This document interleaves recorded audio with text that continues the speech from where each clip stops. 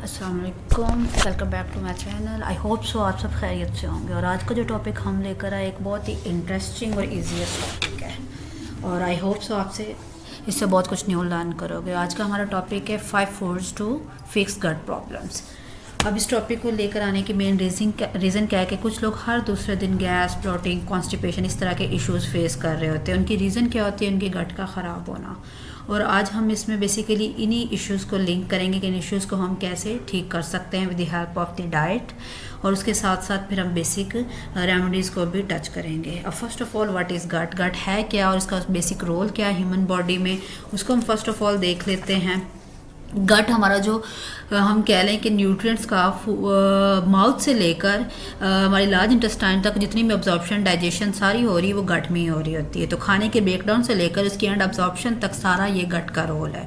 और इन सारे पार्ट्स को माउथ, एसोफेगस से लेकर एंड तक हम गट बोलते हैं। अब अगर हम बोलें तो गट में बहुत सारे माइक्रो ऑर्गेनिजम्स होते हैं जिनको हम बोलते हैं गट माइक्रोब। एक हेल्दी बैक्टीरियाज प्रेजेंट होते हैं जो हमारी डाइजेशन, अब्जॉर्प्शन, फूड में सारी चीज़ों में हेल्प आउट करते हैं। ये ट्रिलियंस ऑफ सेल्स प्रेजेंट होते हैं।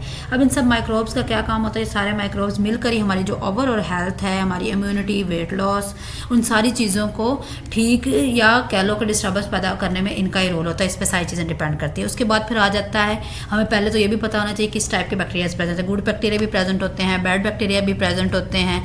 लेकिन अब हमारा क्या काम है? हमने डाइट से जो गुड वाले बैक्टीरियाज हैं गट में उनके कंटेंट को इंक्रीज करवाना है, और जो बैड वाले हैं उनकी ग्रोथ को प्रिवेंट कराना है कि हमने एक ऐसी डाइट चूज़ करनी है कि जो बैड बैक्टीरियाज के लिए हिंड्रेंस का काम करे और जो हमारे गुड बैक्टीरियाज हैं उनकी ग्रोथ में हेल्प करे। जब गट ही हेल्दी होगी तो फिर सारी चीज़ें खुद ही ठीक होती जाएंगी। उसके बाद फिर हम आ जाते हैं first of all science and symptoms क्या है अनहेल्दी गट के। उसमें साइंस एंड सिम्टम्स हैं, कॉमन से साइंस एंड सिम्टम्स आ जाते हैं। आप गैस, ब्लोटिंग, कॉन्स्टिपेशन वगैरह फेस कर रहे हैं तो ये आपका मतलब कि आपकी गट जो है वो अनहेल्दी है। उसके बाद इसकी रीजंस क्या है गट के इन्फ्लेम्ड होने की या अनहेल्दी होने की? प्रोसेस्ड फूड का बहुत ज़्यादा कंज्यूम करना, उनमें शुगर ज़्यादा होती हैं।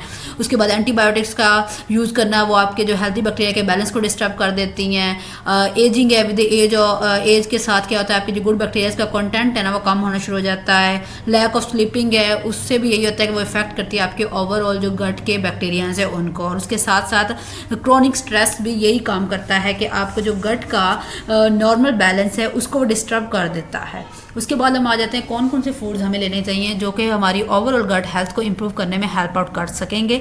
उनको हम डिस्कस कर लेते हैं वन बाय वन के कौन कौन से फूड्स हैं और वो कैसे कैसे जाकर बॉडी में वर्क करते हैं और आपको एक बेनिफिशियल इफेक्ट देते हैं जिससे आप गट से रिगार्डिंग इश्यूज़ को अच्छे से ठीक हम कर सकते हैं। अब फर्स्ट ऑफ ऑल इसमें फर्स्ट फूड हमारे पास आ जाता है फर्मेंटेड फूड्स का ज़्यादा से ज़्यादा इनटेक।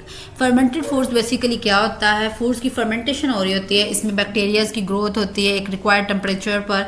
तो ये सारे वो वाले फूड्स जो फर्मेंटेशन से प्रोड्यूस हो रहे हैं लाइक योगर्ट, ब्रेड्स वगैरह, चीज़, पिकल्स, डिफरेंट टाइप्स के केफर और इसी तरह और प्रोडक्ट्स होते हैं, किमची वगैरह, ये सारे वो प्रोडक्ट्स हैं जो कि फर्मेंटेड फूड्स हैं।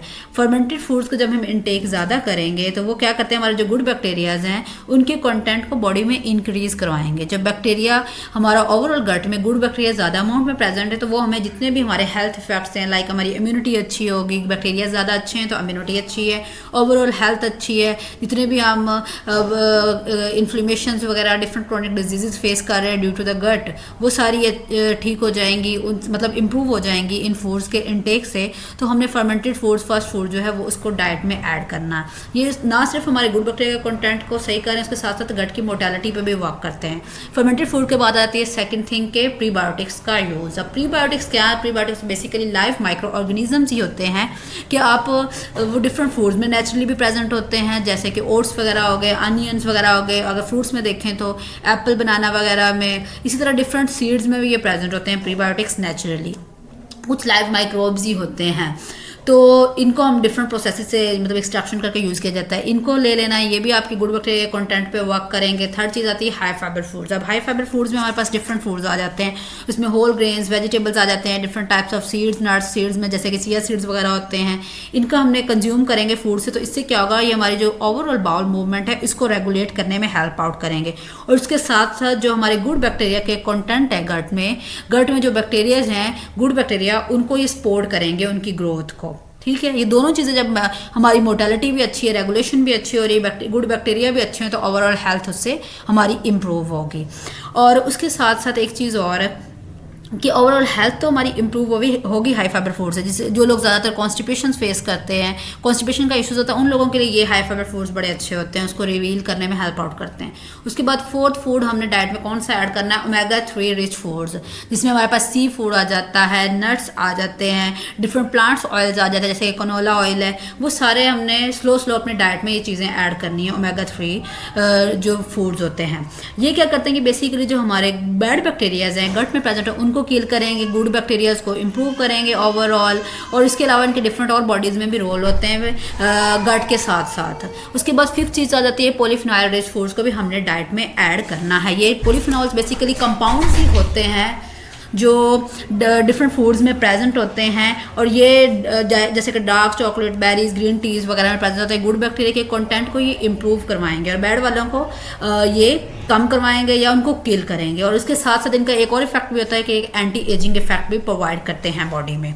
तो इस तरह ये सारे फूड्स हमने वन बाय वन डिस्कस किए कि फर्मेंटेड फूड हो गए, पॉलीफिनॉल रिच फूड्स हो गए, प्रीबायोटिक्स हो गए, होल ग्रेन्स हो गए या ओमेगा 3 रिच फूड्स हो गए। सारे वो फूड्स हैं जिनको हम स्लो अगर डाइट में ऐड करते हैं तो हमारे जितने भी गट रिलेटेड इश्यूज़ हैं वो स्लो इंप्रूव होना शुरू हो जाते हैं, रिजॉल्व होना शुरू हो जाते हैं।